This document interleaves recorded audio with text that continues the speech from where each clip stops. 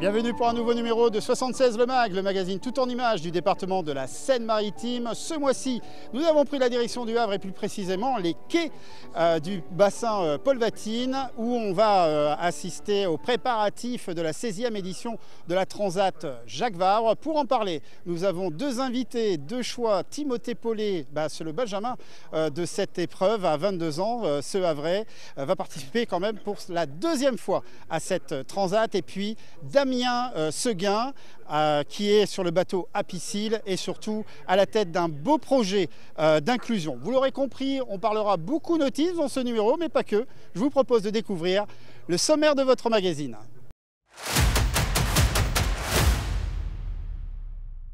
Au sommaire ce mois-ci, en action, nous prendrons la direction de Saint-Valery-en-Caux pour découvrir le fonctionnement d'une épicerie solidaire.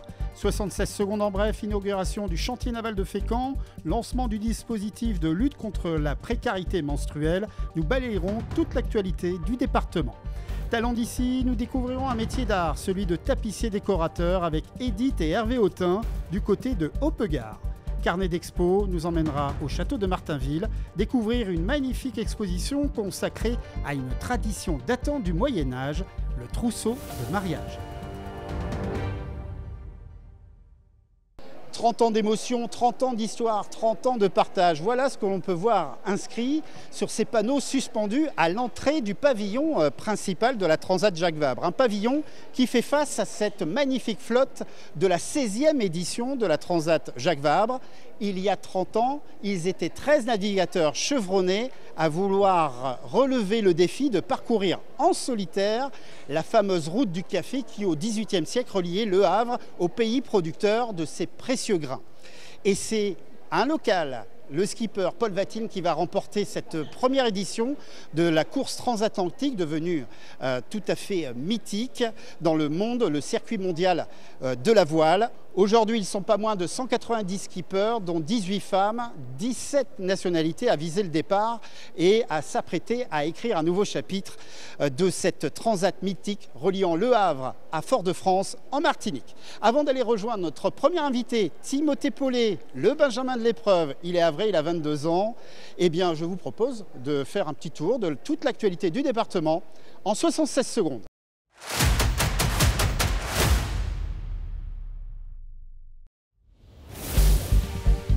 Le jeudi 19 octobre, dans le grand salon de l'Hôtel de Ville du Havre, avait lieu la 4e conférence des ports locaux ayant pour thématique les ports territoriaux face à l'urgence climatique. Le département de la Seine-Maritime poursuit la réflexion engagée par chacun des acteurs littoraux et portuaires à propos des leviers d'action existants. Il faut qu'on s'adapte, on va adapter nos infrastructures, mais on ne peut pas effectivement les déplacer. Et je ne voudrais pas que nos ports deviennent des zones tampons qui apporteraient des fausses solutions, parce que nos ports sont des ports qui portent le développement économique de nos territoires et il faut effectivement les protéger. Face à la précarité menstruelle, le Conseil départemental a voté en juin dernier la mise à disposition de protections périodiques aux 22 collèges volontaires pour cette expérimentation, dont le collège André Rimbaud de Doudeville fait partie. Il y a 17% des femmes qui ne peuvent pas accéder au fait de pouvoir acheter des protections, alors que ce soit tampons ou serviettes.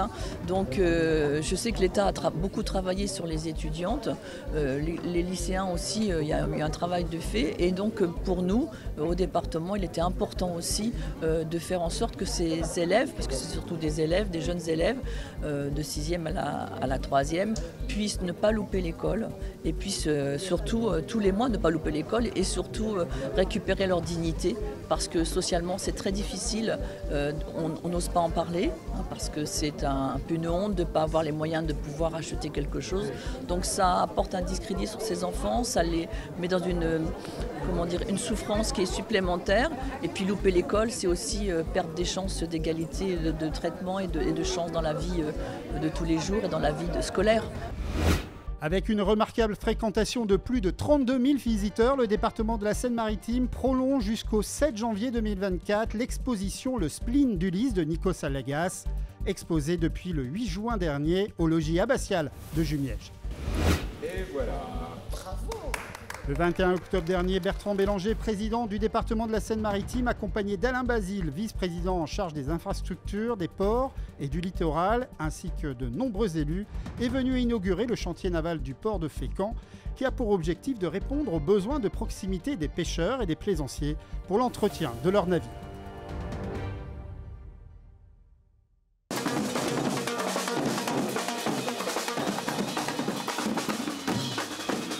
Au Havre, il n'y a pas de soleil. C'est sûrement les Havrais et sûrement aussi Timothée Paulet, Havrais, 22 ans, Benjamin, on va dire, quasiment, je crois, Benjamin de la course de cette 16e édition de la Transat. D'abord, un premier mot, comment ça va? Comment ça se prépare? Et tout d'abord, bonjour à toutes et tous, bienvenue dans la plus belle ville du monde, là où il fait toujours beau, bref, Le Havre. Moi, ça va très très bien, on est très content de pouvoir s'aligner sur cette deuxième Transat Jacques Vabre. Moi, j'ai déjà eu l'occasion d'y participer en 2021. Et là, on s'aligne avec nos partenaires qui sont Zeiss et WeCycling et mon co-skipper, Pierrick Le Touzé, qui lui ne vient pas de Seine-Maritime, plutôt du côté de Cherbourg, mais bon, n'empêche qu'il navigue très très bien. En tout cas, nous on est bien chaud, on va avoir une météo bien normande pour ce début de course. On sort tout juste d'un briefing sur ces aspects-là, même un peu de la sécurité. Donc nous on est prêts et on est prêts à monter sur le ring. Alors sur le ring, sur ce magnifique bateau, classe 40, allez, on se le décrit un petit peu. C'est pas une Formule 1 des mers, mais on n'en est pas loin, hein. On n'est pas loin d'avoir une vraie fusée, tu veux dire. Mais du coup, le classe 40, c'est un bateau qui fait 12,15 mètres de long, 4,50 mètres de large, 18 mètres de haut et 3 mètres sous l'eau. Donc ça reste quand même un bateau aussi, on met plusieurs tonnes dans les winches. C'est assez physique. On atteint des vitesses moyennes qui peuvent être autour de 17 à 20 nœuds. Et je crois que le record doit être autour de 28 nœuds. Ce qui fait globalement autour de 45 km/h. À quelques heures du départ, la question est classique, bien entendu. Comment on se sent à quelques heures de départ comme ça d'une telle transat ? Eh bien, nous, on a eu la chance de pouvoir bien s'entraîner en avant-saison. On a eu des conditions particulièrement normandes, avec de la pluie, du vent. Donc on n'est pas dépaysé en tout cas sur ce début de course et sur ce qui va arriver après la pointe de Bretagne. Nous, on est chaud. Avec Pierrick, on est jeune, donc je pense qu'on est un peu insouciant et insoucieux plutôt. Mais en tout cas, on a vraiment hâte et on a une belle équipe aussi qui nous accompagne. Oui, on sent que tu es vraiment très très motivé, très affûté, on va dire. Quelles sont les ambitions ? Eh bien, le premier objectif, ça c'est un peu pour mes parents, c'est de rester vivant. Le deuxième, c'est de finir la course. Et le troisième, c'est de faire un top 10. Voilà, c'est vraiment ça l'objectif de performance. On a un plateau cette année en classe 40 qui est vraiment exceptionnel. On a 30 nouveaux bateaux, 30 bateaux qui ont quasiment la même vitesse. Et donc, il y a 30 bateaux qui peuvent faire un top 10. Donc, ça va être vraiment un défi durant ces 20 jours de course. Qu'est-ce qu'il ne faut pas rater sur le départ ? Eh bien, déjà, il ne faut pas se rentrer dedans. Ça va être déjà une première mission, c'est de ne pas abîmer le bateau sur le départ. Ensuite, c'est plutôt de bien partir parce qu'on est quand même à la maison. On n'a quand même pas envie de... Voilà, on n'est pas là pour sucrer les fraises. Et ensuite, c'est de partir sereinement et avec déjà un peu le début de plan stratégique en tête. Merci beaucoup Timothée Paulet. On souhaite bien sûr bon vent, bonne mer et d'arriver à Fort-de-France en un seul morceau comme tu as indiqué. Si tu peux être dans les premiers, ça serait plutôt sympa. Merci beaucoup. Merci. En tout cas. Et on prend la direction sans transition. Direction château de Martinville. Découvrir une exposition, Mon trousseau de mariage. Vous verrez une exposition exceptionnelle dans un magnifique site, un des sites et musées du département. C'est le carnet d'expo de ce mois-ci.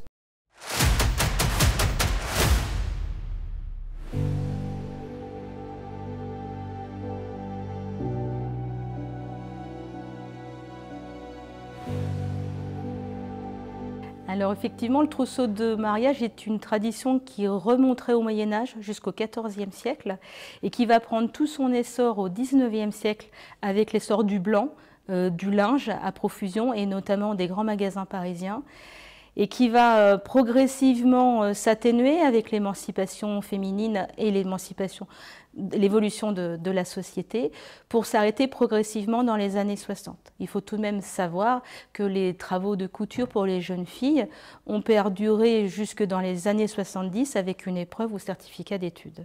Nous avons donc un trousseau de mariage qui a appartenu à Aimé Désiré Descambeaux, donc une connaît le nom de la jeune fille qui s'est mariée en 1865 dans un petit village de l'Eure qui s'appelle Quittebeuf.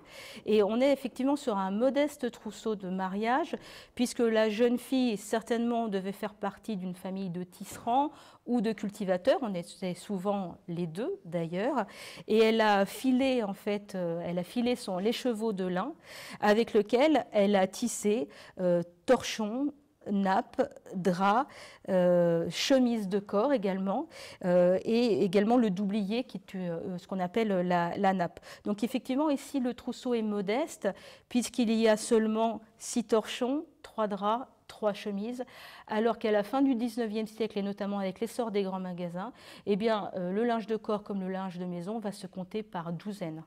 Dans l'armoire de mariage, on range le linge de maison d'un côté, le linge de corps de l'autre, et effectivement on met des rubans de couleur pour s'y retrouver au moment de la grande lessive, parce qu'il y a 2 lessives par an, une à Pâques, l'autre à la Toussaint, donc il faut opérer un roulement dans son linge. Effectivement le fait de les mettre par ruban de couleur, ça permet de les identifier. C'est pour cette raison aussi que les draps sont numérotés.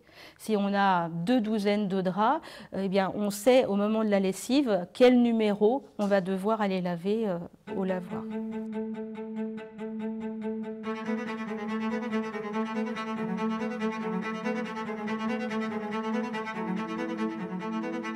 Dans mon travail d'artiste, je sculpte des draps qui viennent de trousseaux de mariage. Donc celui-ci a été teinté aux plantes tinctoriales, mais il y en a aussi des blancs.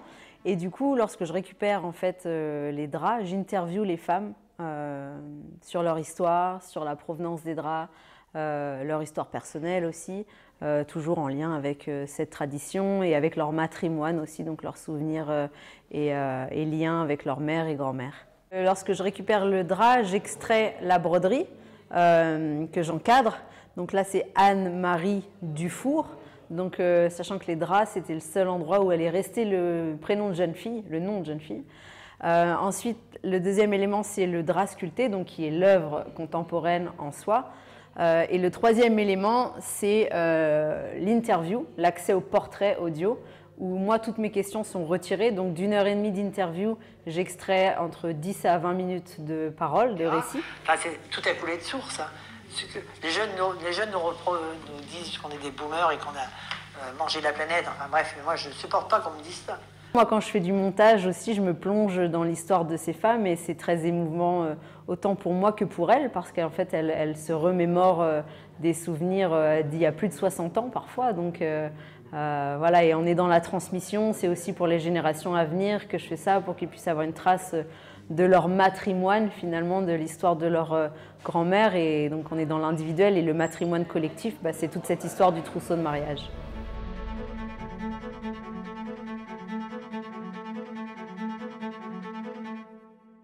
On va être top là, eh, baptême quoi. Ah excellent, super. Ça va virer dans le micro. Ça va virer dans. C'est toujours une belle découverte d'effectuer son premier baptême, ses premiers mouvements à bord de ces optimistes. Et c'est des baptêmes qui ont été offerts aux plus jeunes pendant ces 10 jours de fête ici sur les quais du bassin Paul Vatime pour la 30e année de la Transat Jacques Vabre. Sans transition, on prend la direction de Saint-Valery-en-Caux, découvrir le fonctionnement d'une épicerie solidaire.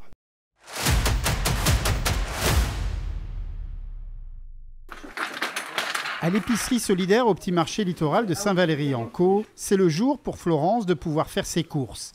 Calculette en main, elle dispose d'un budget de 8 €. En général, on regarde dans ces placards juste avant de venir ce qui nous manque. Moi, c'est comme ça que je fais. Je mémorise plus ou moins ce qu'il me faut à la maison et puis voilà. C'est un sacré coup de pouce pour vous? Énorme. Un énorme coup de pouce. Financièrement, sincèrement, On n'a pas tout ce qu'on prend ici pour 8 € dans les grandes surfaces. On n'a pas.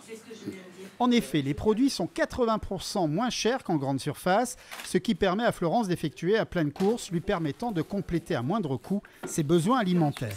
La lutte contre la précarité alimentaire vise à favoriser l'accès à une alimentation sûre, diversifiée, de bonne qualité et en quantité suffisante aux personnes en situation de vulnérabilité économique ou sociale. Cette épicerie solidaire répond parfaitement à cette lutte en aidant une vingtaine de familles. Elle a été initiée par la communauté de communes de la Côte d'Albâtre et animée par une association caritative. Au premier confinement, le président me demande de prendre la tâche des associations locales qui font de l'aide alimentaire pour prendre le pouls, connaître un peu les répercussions, les impacts de la crise sanitaire.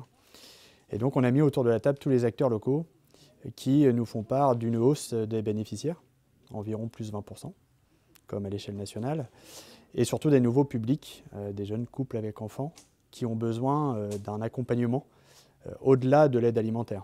Un projet construit donc avec tous les acteurs du territoire, un modèle pour le département de la Seine-Maritime qui soutient ce type d'initiative à la hauteur de 10 000 € dans le cadre des subventions de fonctionnement des associations. À l'heure actuelle, tous les habitants du territoire n'ont pas encore accès à ce type d'épicerie en cas de besoin. Une épicerie sociale et solidaire de type partenarial avec des associations différentes, des acteurs différents. On va avoir la communauté de communes, la municipalité, la CAF aussi qui est associée. Donc vraiment tout un tas d'acteurs nous permet une plus grande cohérence, une concentration des forces et donc d'être plus efficace. Le département souhaite que ce type de modèle d'épicerie solidaire se développe au rythme d'une épicerie par communauté de communes sur le territoire sénomarin.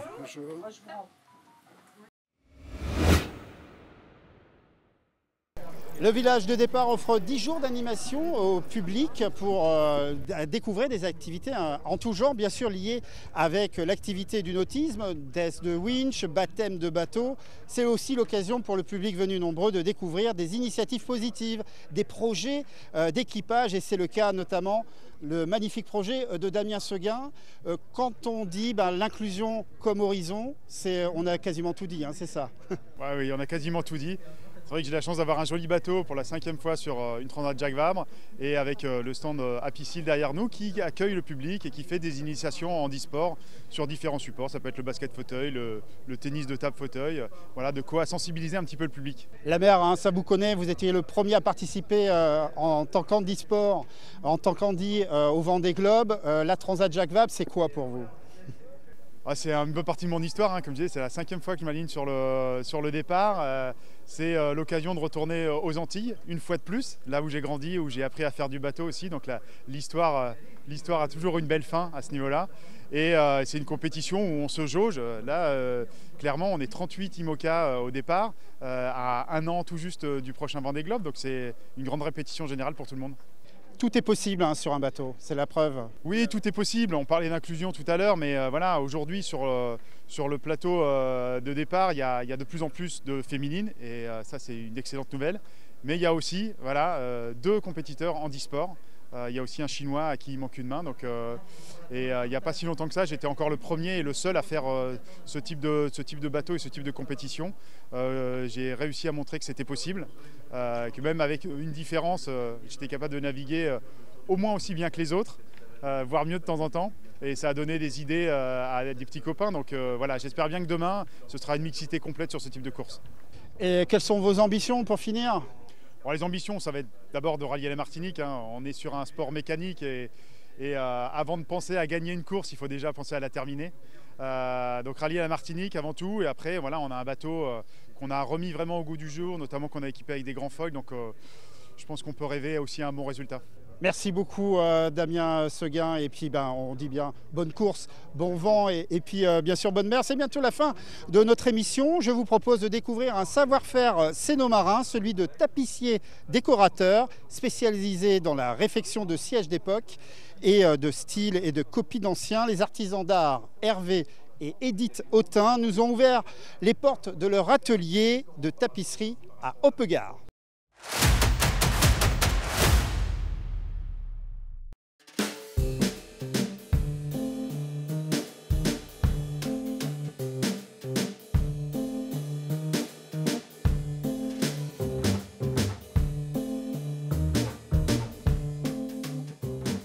une entreprise familiale qui est très ancienne et qui a toujours travaillé sur des meubles de famille.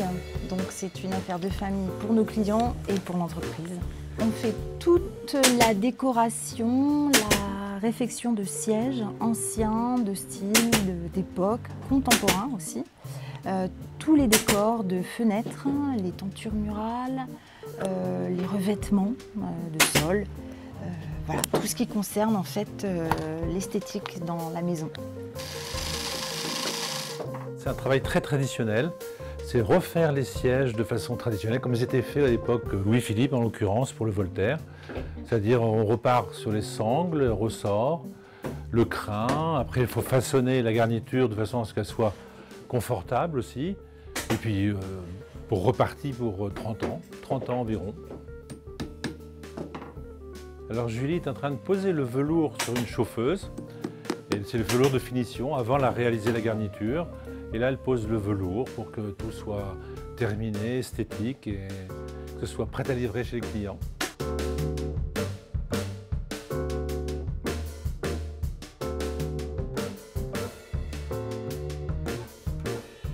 Depuis toujours, le tapissier réutilise des matières naturelles qu'il recycle, qu'il traite, qu'il trie.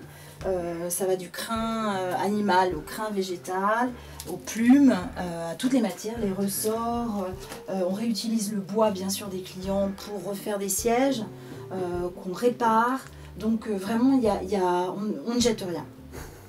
La création, les projets nouveaux à chaque fois, à chaque client. Et puis la confiance de nos clients. Quand ils nous confient, ils ont une demande, ils ont l'espoir qu'on leur fournisse quelque chose d'extraordinaire et grâce à eux, on arrive à créer des choses qui sont originales, qui sont personnelles, uniques. Et c'est l'artisanat en fait, dans toute sa splendeur. Je suis tombé dans la marmite tout petit. Depuis l'âge de 16 ans, je suis passionné par la décoration, par remettre en état l'existant, les sièges anciens, les fauteuils, l'odeur du bois, des tissus. Enfin, tout ça, ça m'accompagne depuis de nombreuses années. Je ne dirais pas le nombre d'années, mais c'est vrai que c'est une passion ce métier.